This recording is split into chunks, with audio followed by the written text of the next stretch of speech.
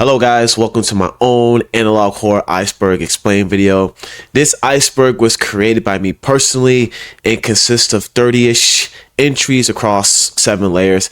I'm still working my way through some series, and hopefully as I progress sometime in the future, I can create a deeper iceberg. Analog horror is something I got into a little bit late in the game, but to be honest with you guys, I've completely fallen in love with it. There's just so many series and so many different stories, and every time I watch something new, I feel like the internet floor is disappearing right from underneath me. And sometimes I feel like even reality glitches. However, one day I actually hope to create my own analog horror series and bring something new and fresh to the genre that people will enjoy. Now, to be honest with you guys, this iceberg was completely difficult for me to create. I've never actually created my own iceberg, but I was inspired by the icebergs I was seeing on Reddit. As we move deeper to the bottom of this iceberg, you will realize that it becomes less fictional and it starts to hit more on real life things. So by the time that we hit the bottom of the layer, we won't be talking about just horror series anymore. So it's not a popularity ranking. It's not a scare tier list. It's true emotional archaeology. And I'm excited to share with you guys today. So with that being said, let's get started with layer 1. Backrooms by Kane Parsons, which originally started off as a 4chan post in the year 2019. It was a message board prompt about no clipping, which is falling or glitching out of reality into a seemingly infinite labyrinth full of monotone and unsettling spaces such as empty offices and hallways buzzing with fluorescent lights. 4 years later, in January 2022, then teenager Kane Parsons created a short film called The Backrooms, which was a found footage short film using the free 3D software called Blender, and it went massively viral. I believe to this day it has about 79 million views and is one of his highly viewed videos on his channel. Instead of just a haunting maze that was presented during one of the 4chan posts, Parsons created a rich, expanded storyline evolving around the ASNIC, which is a fictional research institute that discovers the backrooms and attempts to explore, document, and study this alternate dimension. The web series is presented as 1990s analog horror and found footage video, complete with VHS glitches, time steps, and handheld camera movements. It really blends cosmic sci-fi, unsettling environments, and just that very mysterious tone. What I think made the Backrooms resonate so deeply online is that it weaponized something strangely modern, which is empty spaces. The Backroom feels like getting lost inside of late-stage reality itself. Endless offices, fluorescent lights, abandoned hallways, spaces built for people, but completely devoid of human life. I believe that the Backrooms turns isolation, repetition, and disconnection into horror, which is why it's one of my personal favorites. So Local 58 is a seminal analog horror web series created by cartoonist and writer Chris Straub. It's presented as found footage, with each video serves as a broadcast from a fictional, constantly hijacked public access TV station in Mason County, West Virginia, the WCLV-TV. And the series really popularized analog horror genre through its use of vintage VHS aesthetics, emergency alert system, and warnings and surreal psychological terror. The episodes themselves mimic retro broadcasts like weather reports, educational videos, and paid programming that are suddenly interrupted or overtaken by ominous, incomprehensible, or apocalyptic messages. A recurring, unsettling theme throughout the series is the moon. Multiple videos warn viewers not to look up at the night sky, suggesting that there's a cosmic, predatory entity manipulating humanity through the moon's light. The series really plays on primal fears such as loss of control, government conspiracies, being watched, and the helplessness of trusting the media. What makes Local 58 terrifying is that it attacks that trust itself. The television, which is something historically meant to inform and protect people, becomes corrupted. I think that really taps into a very modern fear today. The idea that systems guiding us may no longer be reliable. Or, to be honest with you, maybe they were never reliable. The Mandela Catalog is a popular YouTube analog series created by Alex Kister. It's set in a fictional, isolated county in the United States. The story really focuses on invasion by this otherworldly demonic force, or this otherworldly demonic shapeshifters, alternates or malicious disembodied doppelgangers who look and sound like trusted individuals. and their primary goal is to drive their targets to madness and eventually replace them. Victims who learn too much about the alternates are afflicted with a psychological condition called MAD, which is metaphysical awareness disorder, which instills absolute terror and frequently causes them to take their own lives.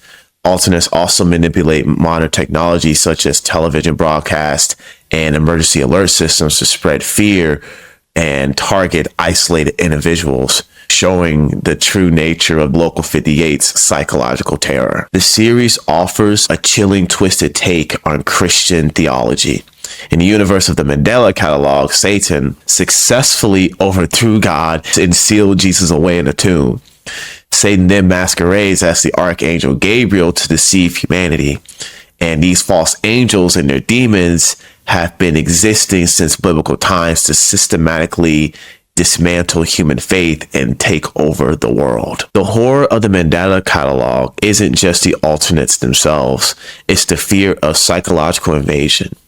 The idea that something can slowly replace reality, distort faith, manipulate identity, and weaponize loneliness against you. It transformed paranoia into something horrific and strangely spiritual. Marble Hornets is a seminal found footage horror web series that is on YouTube. It's been running from 2009 to 2014, and it is the most famous adaptation of the Slender Man mythos. The story follows a man piecing together the raw tapes of his friend's abandoned student film, and he's slowly realizing he and his friend are being stalked by a supernatural faceless entity known as the Operator. The narrative is presented as a pseudo-documentary. A film named Jay Merrick uncovers the raw abandoned footage of his friend Alex Crail's student film, Marble Hornets, and Jay begins uploading these videos, noticing that the footage is plagued by audio-visual distortion, glitches, and the appearance of an ominous towering figure. As Jay digs deeper into the mystery and searches for his missing friends, the lines between fiction and reality begin to blur. The series calls the entity the Operator, giving it distinct rules, behaviors, and supernatural abilities like inducing amnesia and eventual madness. Marble Hornets truly pioneered what is known as analog horror in the web-based alternate reality games format, the ARG format. By uploading cryptic videos, creating real-world Twitter accounts for the characters, and leaving clues and descriptions, it completely revolutionized internet horror. Marble Hornets became so influential because it blurred the line between fiction and reality before the internet or horror fully understood how powerful that could be. It made audience feel like that they weren't just watching horror, they were uncovering something hidden, almost like the internet itself had become haunted. Petscop is a highly influential horror web series presented as a fictional let's play of an unreleased, supposedly unfinished 1997 PlayStation 1 video game. Across 24 episodes uploaded to YouTube between 2017 and 2019, a narrator named Paul explores the mysterious game, gradually uncovering its dark and tragic and surreal secrets. The series begins with Paul recording his gameplay of Petscop to share with a friend. Initially, it resembles a cheerful, puzzle-based collecting game similar to Pokemon or even Yu-Gi-Oh!, where the goal is to capture creatures called pets.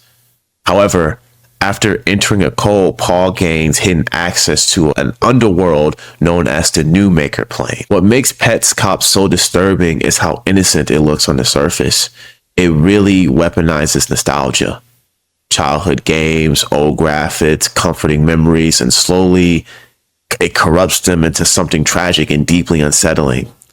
It feels less like playing a game and more like uncovering buried trauma. The Oldest View is a popular analog horror and found footage web series created by Kane Parsons, the same guy who created Backrooms. The story follows an online videographer who falls down an underground staircase into an endless, abandoned replica of the real-world Valley Commercial Mall. Inside this mall, he is endlessly stalked by the Rolling Giant, who is a colossal, terrified living puppet. What makes The Oldest View so haunting is that it truly transforms abandoned commercial spaces into something almost dreamlike and ancient. Empty malls already carry a strange emotional weight for many people. They are symbols of childhood, consumer culture, and places that once felt alive but are now decaying right before our eyes. And I think the Rolling Giant represents something deeper than just a monster. It feels like it represents the past itself. enormous, uncanny, and impossible to fully escape once you wander too far into it. Okay, so now we are moving on to layer 2. The Walton Files is a popular VHS-style analog horror web series created by Chilean animator Martin Wells on YouTube. Heavily inspired by the aesthetic and the animatronics of Five Nights at Freddy's, it follows the tragic cursed history of Bob's Burgers, an animatronic family restaurant. The story unfolds through the lens of found footage tapes and employee training videos. In 1974, restaurant co-founder Felix Kraken drove the children of his business partner Jack Walton home from a party while intoxicated. He crashed the car, killing the children, and out of fear and guilt buried them in a local forest. Shortly after this, Jack Walton mysteriously disappeared, and following these events, the parent company Bunny Smiles Inc. was forced to shut down the restaurant. The central animatronic mascot is an unsettling rabbit named Bond, and as the tapes are pieced together, compiled years later by a mysterious archivist named Anthony, it becomes clear that the souls of the missing Walton family and the other victims have been trapped inside or connected to the restaurant's animatronics. And the later parts of the series focus on Sophie Walton, who is the last surviving member of the Walton family. She has suppressed her memories of the tragedies, but she is forced to uncover the dark secrets and the grotesque truth about what happened to her family and the mistakes of the past. What makes the Walton Files so disturbing isn't just the murders or the animatronics. It's the overwhelming sense of unresolved guilt. Almost every tragedy in the series comes from avoidance, suppression, or people trying to bury the consequences of their past actions. And I think that's why the series hits so hard emotionally. Beneath all the VHS horror and the distorted faces, it's truly a story about trauma refusing to stay hidden. Gemini Home Entertainment is a popular ongoing cosmic horror web series created by Canadian actor Remy Abode. Published on YouTube, it uses a retro 1990s VHS format to present educational tapes that slowly unravel an apocalyptic alternate reality story about alien parasites taking over the world. The series is a prominent example of analog horror, and instead of traditional storytelling, the videos are structured as vintage instructional tapes, public service announcements, and nature documentaries distributed by the fictional Gemini company. The unsettling lo-fi aesthetic and the friendly corporate educational tone contrast sharply with the grim eerie events that are unfolding within the story. While the videos initially appear to be harmless educational tapes, they slowly reveal an apocalyptic invasion by a massive living entity called the Iris, which is infecting Earth with grotesque creatures and diseases designed to transform the planet into an extension of itself. What makes Gemini Home Entertainment terrifying is how small humanity feels inside of its universe. The series presents cosmic horror through the language of ordinary educational tapes, slowly revealing that Earth is already being consumed by something incomprehensibly massive, something that our minds can't comprehend. I think that taps into a deep modern fear, the feeling that catastrophic things may already be happening around us long before we truly understand them, or honestly, long before we even know about them. The Monument Mythos is a YouTube-based analog horror series created by Alex Kansas, also known as Mr. Manicore. It unfolds in a paranormal alternate version of American history where beloved national monuments conceal terrifying Lovecraftian entities known as true forces of mass destruction, also known as T. The narrative is delivered in a pseudo-documentary format using found footage and government PSAs. The series fundamentally alters American history, most notably in the Deanverse timeline where famous actor James Dean won the United States presidential election. As the series progresses, the story expands from a single alternate story into the sprawling multi-universe of parallel universes, such as the Nixonverse. The overarching cosmic crisis in the series is the Great Division, which is a multiversal event that threatens to collapse and destroy realities. What makes the Monument Mythos so unique is how it transforms familiar American symbols into sources of existential terror. Monuments that are supposed to represent stability, patriotism, and rich history of the United States instead conceal chaos, violence, and cosmic horror.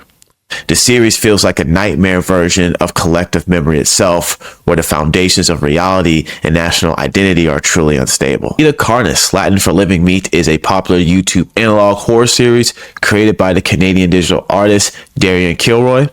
The story takes place in an alternate timeline in which strange biological creatures made entirely of organs and flesh suddenly appear on Earth in the year 1931. The series is presented in a mockumentary and found footage style, exploring humanity's struggle to survive against these 8 mysterious creatures. These creatures start off as harmless and very docile, but as the series progresses, the meat creatures become more and more dangerous. What makes Vita Carnis so unsettling is how biological and natural everything feels. Unlike many analog horror series that focuses on ghosts or demons or Lovecraftian creatures, Vita Carnis represents horror almost like an ecosystem. Flesh evolving, adapting, feeding, and surviving alongside humanity. And I think that's what makes it so effective psychologically. It turns nature itself into something unfamiliar, invasive, and deeply disturbing. Channel 7 is an influential analog horror series created by Aiden Chick.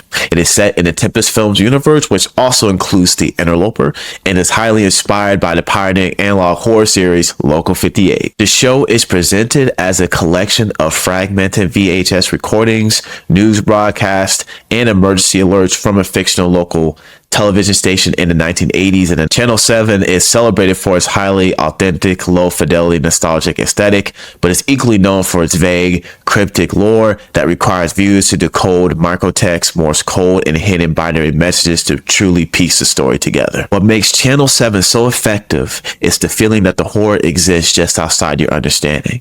The fragmented broadcasts, the hidden messages, and the cryptic clues force the audience into the role of investigator, piecing together meanings from corrupted information. And I think that reflects a very internet era form of fear, drowning in information while never truly understanding what's true and what's false. Okay, now we are moving on to layer 3. Winter of 83 is an analog horror web series produced by Louis Lovehog of Atop the Fourth Wall.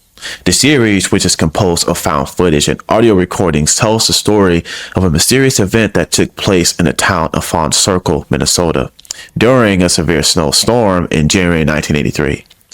Many of the entries feature local station K83SC, whose logo is used as the series logo. What makes Winter of 83 so unsettling is the feeling of isolations. Snowstorms already create the sense of being cut off from the rest of the world, and the series truly weaponizes the atmosphere perfectly.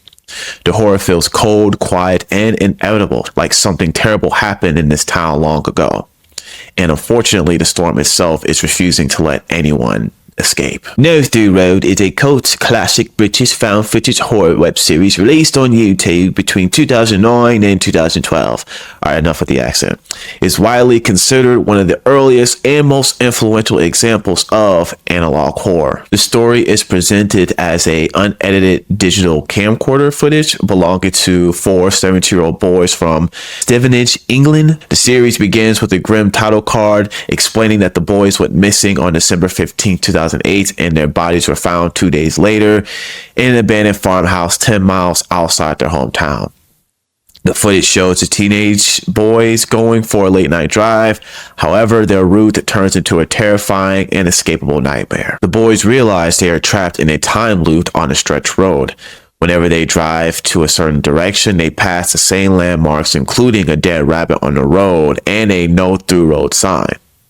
They are stalked and terrorized by an ominous, mysterious figure in a fedora and a mask who appears and disappears at will. As the series progresses through its 4 parts, the road's time-bending nature leads the boys to encounter versions of themselves from the past or the future. The series gained massive popularity for its unsettling atmosphere, realistic acting, and the way it leaves much of the supernatural events truly a mystery and the boys' ultimate fate open to viewers' interpretation. What makes Through Road so effective is how simple the concept is. There's no giant mythology or cosmic lore, just 4 ordinary teenagers trapped somewhere they shouldn't be. And I think that's why it felt so real. The endless road, the looping landmarks, the growing panic, it taps into the primal fear of losing control, something that I'm deeply afraid of, and not only losing control, but never being able to find your way back home. Don't Hug Me, I'm Scared is a surreal music comedy horror web series created by British artists Becky Sloan and Jill Pelling. While it heavily satirizes children educational television, it is often discussed in the analog horror community due to its uncanny lo-fi aesthetic and being truly disturbing psychologically. The series follows three puppet friends, Red Guy, Yellow Guy, and Duck, who live in an environment that mimics the vintage 1970s and 80s public access children's shows. In each episode, a singing teacher, such as a sketchbook, a clock, attempts to teach the trio everyday lessons about broad concepts like creativity, time, or love. However, each lesson quickly devolves into a dark, grotesque, and psychedelic nightmare. The teachers spout contradictory or nonsensical rules, slowly manipulating the environment and subject the puppets to physical and psychological torture. The series is celebrated for its mix of stop-motion claymation and live-action puppetry to create a visceral sense of dread. The show is a meta-commentary on how the media influences children. Viewers have long analyzed whether the series represents the effects of trauma, commercialism, or the suppression of individuality. What makes Don't Hug Me, I'm Scared so disturbing is how it disguises psychological horror inside of the language of children education.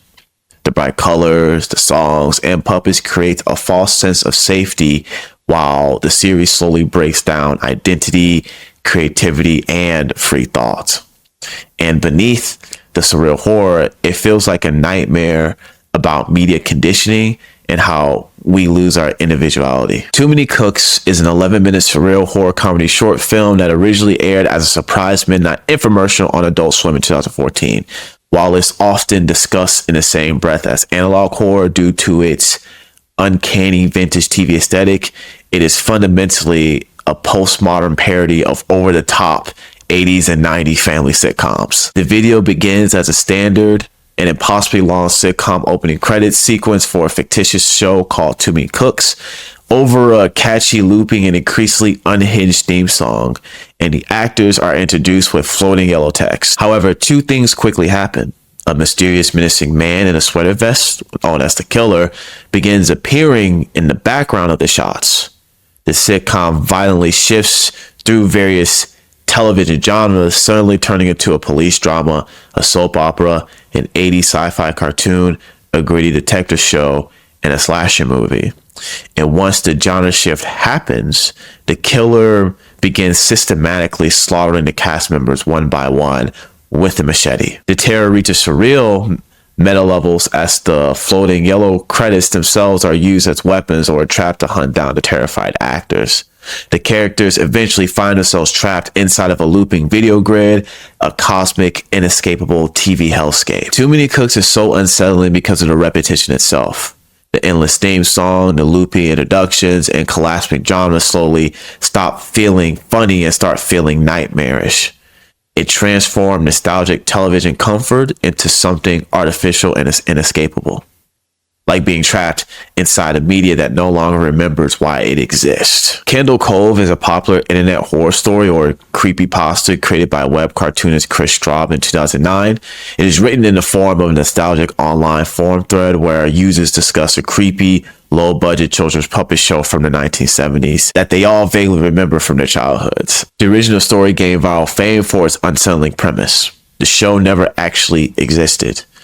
Instead of an actual broadcast, some mothers in the story would simply turn their television to static for 30 minutes, with the children imagining the surreal, disturbing pirate adventures of Pirate Percy, a talking ship named Laughingstock, and a terrifying villain known as the Skin Taker. The fictional show was supposedly broadcast on a local channel like Channel 58 in Ohio around 1971 or 1972, and it featured crude and unsettling elements such as episodes where the puppets just stood around and screamed. What makes Candle Cove so powerful is that it blurs the line between imagination and memory together.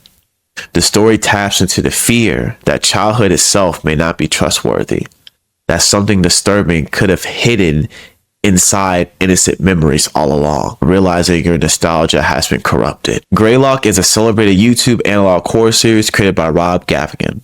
Set in Western Massachusetts, the story follows a secretive company, the Simio Den, and a government conspiracy to awaken an evil beneath-mouth Greylock. The entities in the woods, they manipulate human thoughts into physical, aggressive nightmares. At the heart of the series is a U.S. Army and Simio Den research project utilizing a machine known as the Thought Form Manifester. The project is heavily rooted in real-world occult and dark psychological concepts. Greylock taps into a uniquely psychological kind of horror, the fear that the human mind itself is no longer safe. The series turns thoughts, paranoia, and obsession into physical entities capable of invading reality. And I think that's what makes this so disturbing and truly horrific, because it suggests that the boundary between imagination and reality is much thinner than we would like to believe.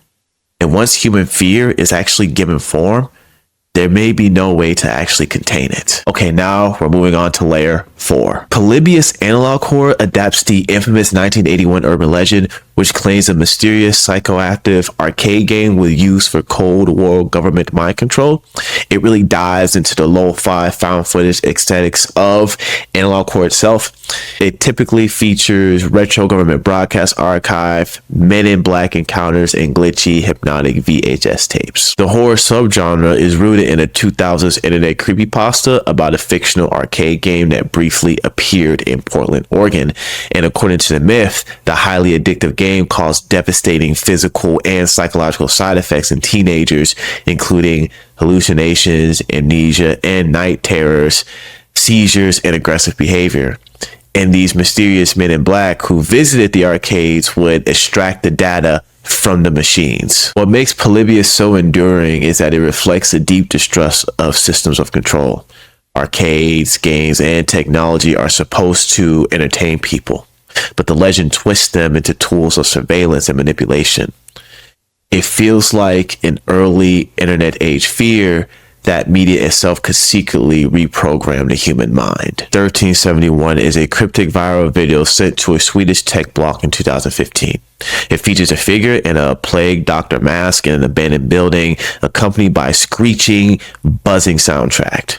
It gained massive internet infamy due to the hidden disturbing codes embedded within the video and its audio. The masked figure stands in an abandoned building, making hand gestures with brief flashes of binary code, ciphers, and text frames. Despite the spooky atmosphere and threats, the video was eventually revealed to be a viral art and puzzle project created by a Polish man named Parker Wright. The ciphers and dark imagery were designed to create an immersive alternate reality game rather than a genuine threat.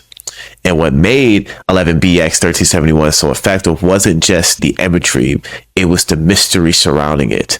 The hidden code, distorted audio, and cryptic symbolism turned the audience into investigators searching for a meaning inside the chaos. And I think that's what internet horror does best. It makes people feel like they've discovered something forbidden that they should have never been able to discover in the first place. The Smile Tapes is a popular independent analog horror series created by Parody, originally uploaded on YouTube. The story is presented as a collective of 1990s emergency broadcasts, new reports, and PSAs detailing a terrifying fictional epidemic sweeping across the United States. The crisis is truly sparked by a black market street drug named Smile, which is made from the spores of an unknown, evil, alien-like fungus. Those who ingest the drug are infected by a parasitic being that takes over their bodies. Victims exhibit a series of gruesome and terrifying symptoms. What makes the Smile Tape so disturbing is how familiar the scenario feels. A drug epidemic, public panic, emergency broadcast, quarantine. The horror feels grounded in real societal fears. But the frozen smiles make it even more deeply uncanny, like humanity itself is being hollowed out and replaced by something artificial. Harmony and Horror is a popular animated analog horror series created by Battington on YouTube. Set in the 1980s, it follows the twisted lore of M&H Harmony Toys and its co-founder, Mountain Greywinder, who makes a dark pact with the devil to create unnervingly lifelike toys. The narrative unfolds out of chronological order through in-universe VHS tapes, eerie toy commercials, and disturbing behind-the-scenes footage. Martin becomes obsessed with achieving perfection in his toys, eventually turning to ethical and supernatural means to bring his creations to life, including sacrificing his own family. What makes Harmony and horror so effective is how it corrupts childhood comfort. Toys are supposed to represent innocence, safety, and imagination, but the series twists them into vessels for obsession, grief, and evil. It turns the idea of perfect toys into a nightmare about control and the destruction of the family. Tribe 12 is a seminal Slenderman found footage-based web series and an alternate reality game.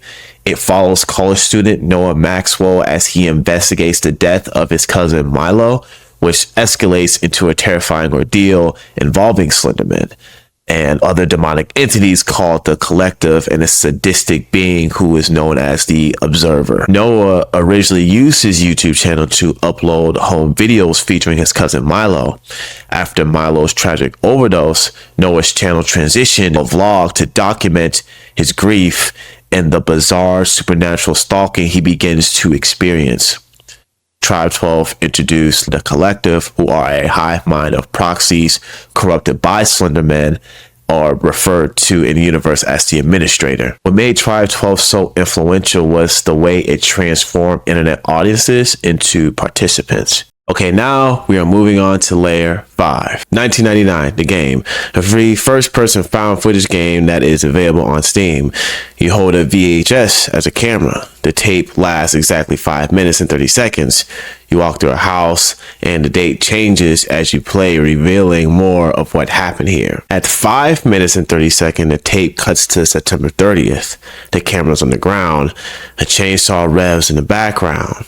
No jump scares, no visible monsters. Just 5.5 minutes in a house that used to belong to someone. 1999 is truly a masterclass in atmospheric horror.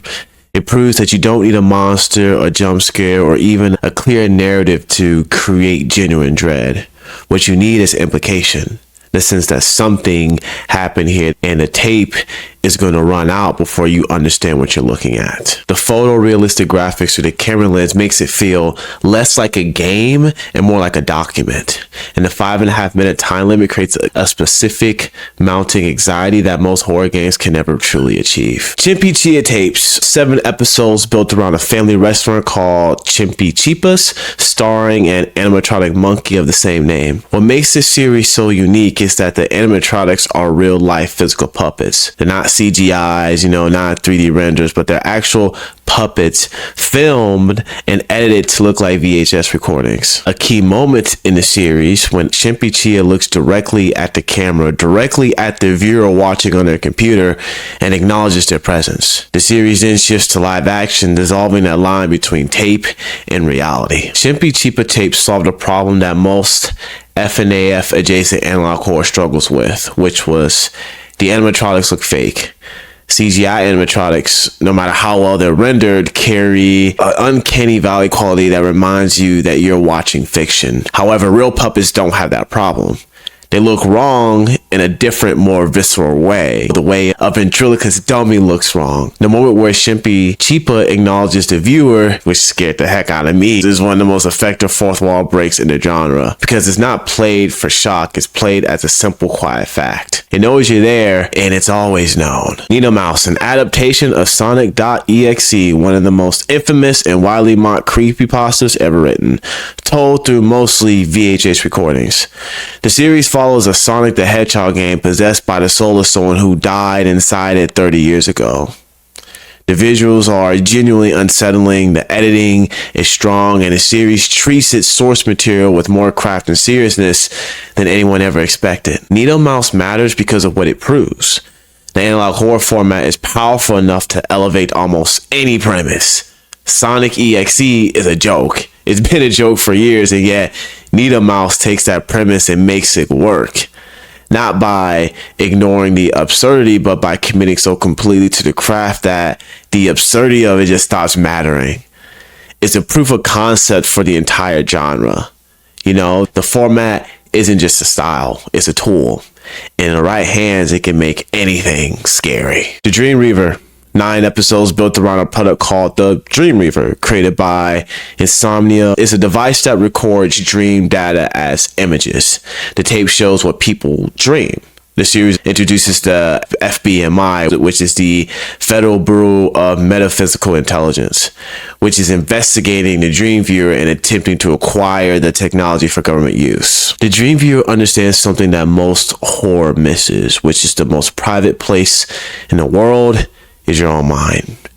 Dreams are the one space that has always been entirely yours, unobservable, unrecordable, inaccessible to anyone else. And unfortunately, the Dream Viewer removes that privacy. And the FBMI's interest in the technology as an institutional dimension that makes the horror feel contemporary. In an era of data harvesting and surveillance capitalism, a government agency that wants to record your dreams feels less like science fiction and more like a logical next step that can happen in real life. Station 33 TV, a series that begins with the 1930s aesthetic and shifts without warning. A mysterious event in 1975 that is never fully explained. Broadcast interruptions that feel less like fiction and more like transmissions.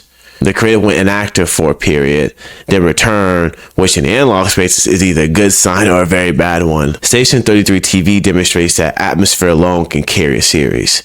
There's no complete lore document. There's no fully decoded ARG. There's just this feeling, a specific feeling that something happened at this station in 1975, and whatever it was, it's still broadcasting. The series rewards patience and attention in a way that most plot-driven analog horror just doesn't. In the periods of silence, it added a real-world layer of mystery that the series itself couldn't have manufactured. Phobos, a series built around fear itself, not a specific monster or threat, but the concept of fear as a subject of study. Phobos starts as an analog horror and evolves into RAGs, and it asks its audience to submit their fears and engage with the material, and ends as a 20-minute live-action short film. It's one of the most formally ambitious projects in the genre and one of my personal favorites. Phobos matters because it tried something that almost no analog horror series attempts. It made the audience part of the horror. By asking viewers to submit their fears, it collapsed the distance between fiction and the people watching it. Your fear became part of the story, and the escalation from analog horror to ARG to live action film demonstrated that the genre doesn't have to stay in just one format like most analog horror does. Okay, now we are moving on to layer 6, the Heartwind archives. Now, the original Heartwind archives were deleted. What remains are the re-uploads, fragments of a story about Eugene Heartwind, who is a figure who appears throughout history across centuries. Not as a metaphor, like literally he's a black shape with one eye that can take human form. And he's a co-founder of the Illuminati and present at major world events across recorded history. The root side conspiracy is the reboot, but the original archives carry something that the reboot doesn't, which is the weight of something that was meant to disappear. In analog horror, deletion is part of the story. When something gets taken down, it doesn't stop existing. It just becomes hard to find, which in this genre makes it feel even more real. The Heartwind archives understood this instinctually. The deletion wasn't a loss, it was a narrative choice, whether intentional or not. The gaps in the record, the missing episodes, the re-uploads that don't quite match.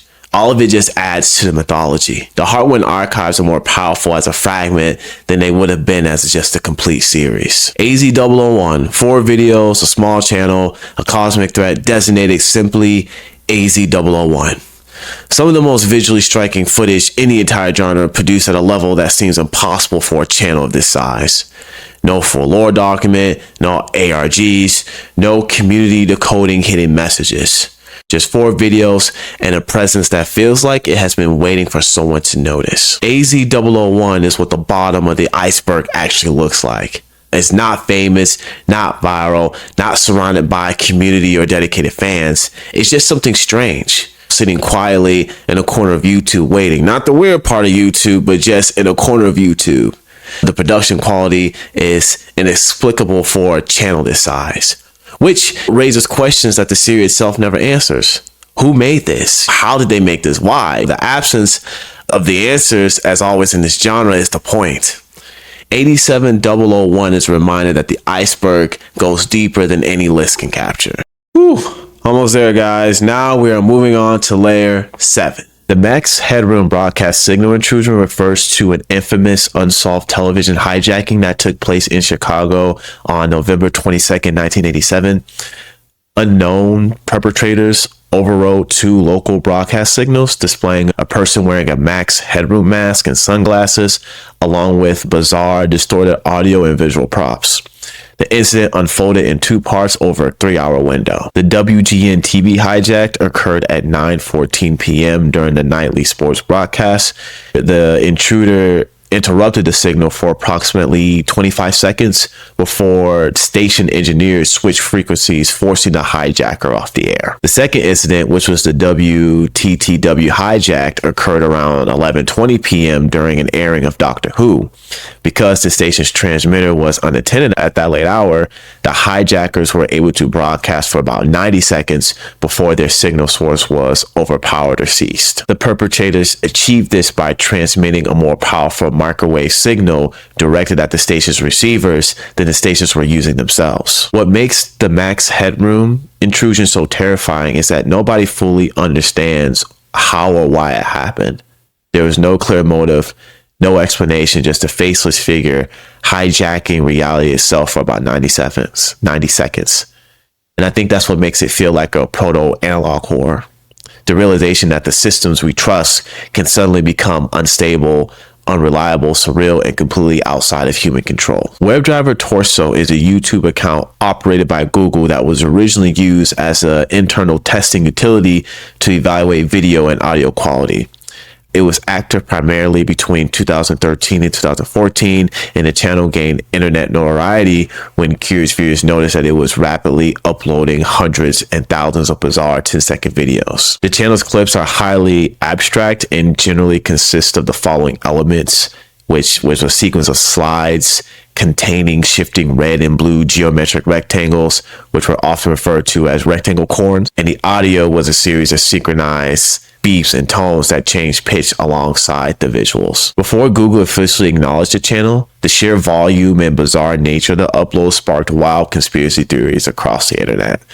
And because of its name, some speculated that it was related to the Selenium WebDriver, which was a web testing tool. Others thought it was a digital number station used by spies in elaborate puzzles, or even an attempt for extraterrestrials to communicate with us. WebDriver Torso became so unsettling because it exposed how eerie automated systems can feel when stripped of human context. The videos were harmless, just machines testing, but the endless uploads, abstract shapes, the emotionless patterns, it made the channel feel alien. It was one of the first moments people realized the internet was beginning to generate imagery that looked almost human, but in reality, it wasn't. Unfavorable Semicircle was a bizarre and mysterious YouTube channel active between 2015 and 2016. It became a famous internet rabbit hole by uploading tens of thousands of cryptic, distorted videos, which were mostly just around 4-second clips featuring a single colored frame, tiny blurry pixels, and muffled, indescribable audio. The project fascinated internet sleuths for many years.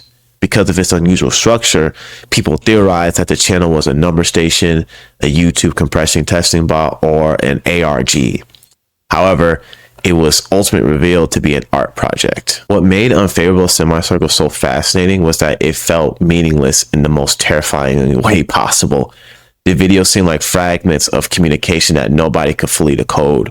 And I think that reflects a uniquely modern fear, which is drowning in an endless amount of information while still being unable to find meaning or certainty anywhere. The Pronunciation Book YouTube channel is a strange one. It was a very famous viral project that started off as a basic English word pronunciation guide, but secretly transitioned into a complex multi-platform ARG alternate reality game. Launched in 2010, the channel initially posted videos teaching non-native speakers how to pronounce simple English words, reading them slowly with text-to-speech. However, in 2013, the channel took a very dramatic turn.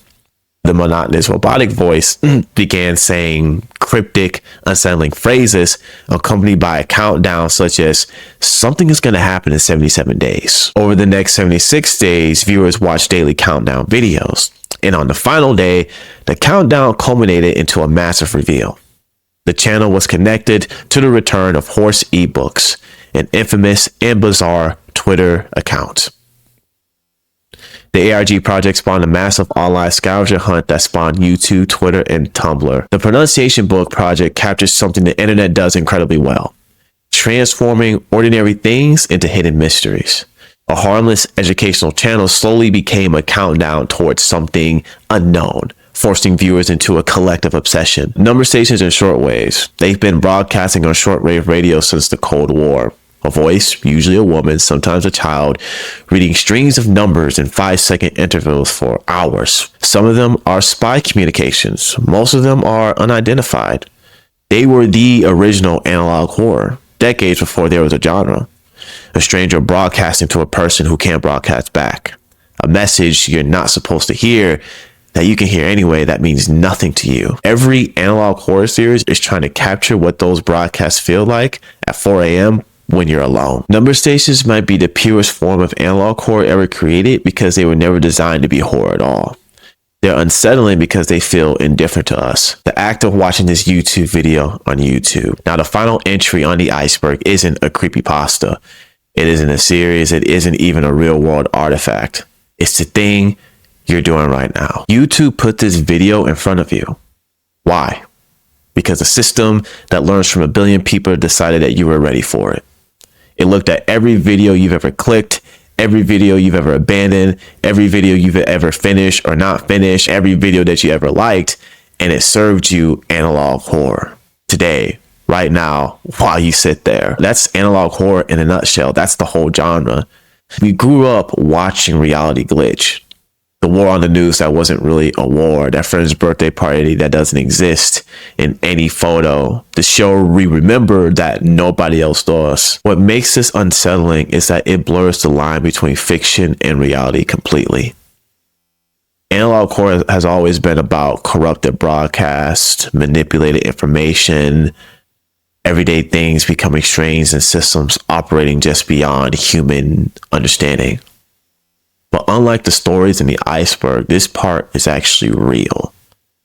Analog horror isn't scary because of the static. It's scary because it reveals a dark truth. You've been living inside a broadcast your entire life, and somebody somewhere has always been in control of what you see and what you don't see.